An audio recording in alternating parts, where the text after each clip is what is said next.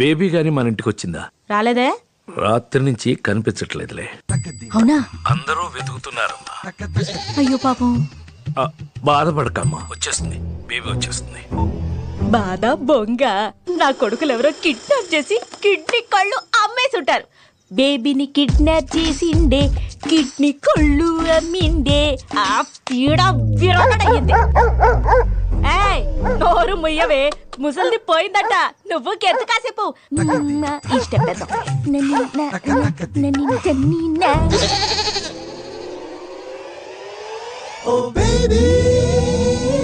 అండి,